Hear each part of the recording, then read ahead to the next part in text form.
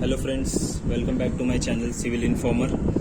आज का जो टॉपिक है एक्चुअली वो बहुत ज़्यादा इंटरेस्टिंग है, क्योंकि मैंने भी बहुत सारी यूट्यूब चैनल्स पे सर्च किया इस टॉपिक को, बट कहीं भी मुझे प्रॉपर एक नॉलेजेबल गाइडेंस वाला कोई वीडियो मिला नहीं। और फिर उसके बाद मैंने अपने दोस्तों को भी कंसर्न किया कि एक्चुअली ये होता कैसे है या फिर इसको कैसे किया जाता है। तो बहुत सारे मेरे फ्रेंड्स हैं जिसको 6-6, 8-8, 10-10 साल का एक्सपीरियंस है, बट वो भी एक्चुअली सही से बता नहीं पाए।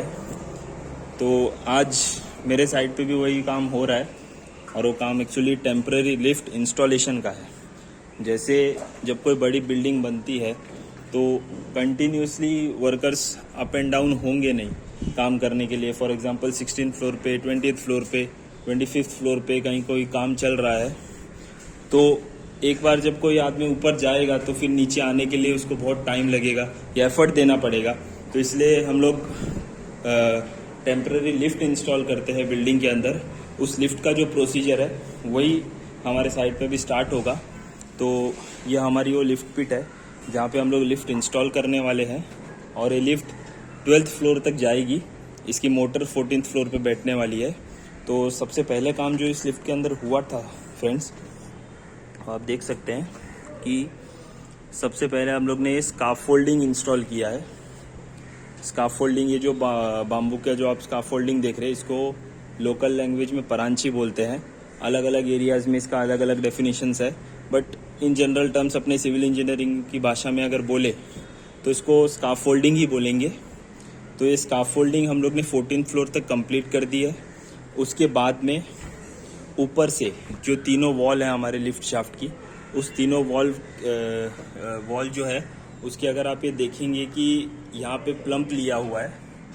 अगर आपको ये हल्की सी वाइट लाइन दिख रही है तो लाइन नहीं है, एक्चुअली एक डोरी है, लाइन डोरी जिसको हम लोग बोलते हैं, वो तीनों जगह पे ली गई है। ऊपर से इसको प्लम्प किया हुआ है। सो दैट पहला काम ये प्लम्प इसलिए किया गया है कि ये जो ब्रैकेट्स है, ये ब्रैकेट्स एक ही लाइन में आने चाहिए, क्योंकि इन ब्रैकेट के ऊपर ही जो हमारा केबिन होगा लिफ्ट का वो बैठेगा।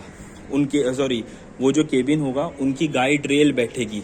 एक पटरी होती है जिसको गाइड रेल बोलते हैं, वो गाइड रेल इन प्लेट्स के ऊपर ही बैठेगी। अगर प्लेट्स इसमें प्लम्प में नहीं होंगे, अगर अंडुलेशन होगा तो केबिन आपका हिलेगा, या हो सकता है उसको मतलब मूवमेंट होने में, मोशन होने में डिफ़िकल्टी आए।